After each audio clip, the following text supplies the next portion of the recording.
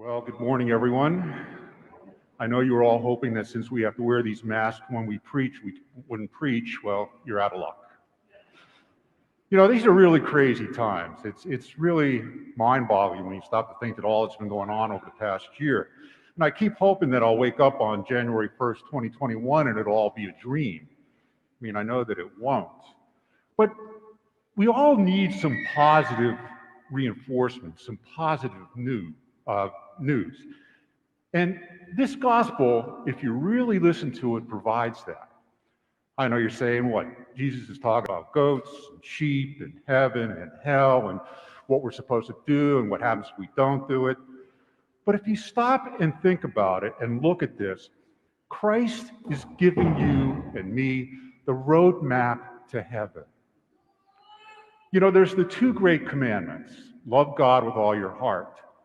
But this one encapsulates the second one. Love your neighbor as yourself. Because if you love your neighbor as yourself, you're automatically going to do most of these things that Christ is talking about. Feed the hungry, clothe the naked, all the other ones. Stop and think about why Christ came into this world. He came into this world for two reasons. One, to reconcile us to God. But the other was to reconcile us to ourselves. We're not all born equal. And there are those that need help. And Christ recognized that. Who did Christ call to him? The sinners, the sick, the outcasts, the dregs of society. And what did he do for them? He healed them. He gave them hope for the future. Not necessarily in this world, but he gave them hope for a future in the world to come. And who did he shun? Or who shunned him? The religious leaders, the leaders of the people, the wealthy. It's so interesting when you stop and think that when he came here, the mission that he gave to his disciples was, I am your example. Follow me. Follow what I do. Because that is what I expect of you. I expect you to help those in need.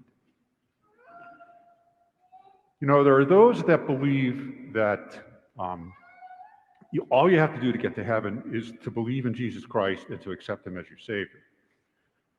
But if you listen to this gospel, Jesus says that's not all. That's not it. You need to do deeds and acts that show your faith. Because if you don't do those, you're not going to get to heaven. So you have to stop and ask yourself, how hard is it to donate food to a food bank? How hard is it to donate clothes so that the naked are clothed? How hard is it to donate time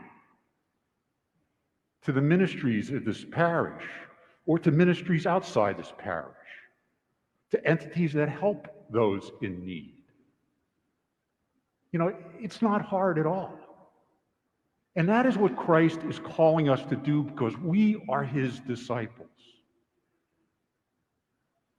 The question becomes, these are all opportunities when you look at it this way.